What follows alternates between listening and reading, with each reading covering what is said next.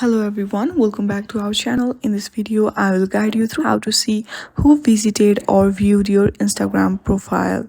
For this, first of all, open your Instagram application and hit on the profile icon which is on the bottom right corner of your screen.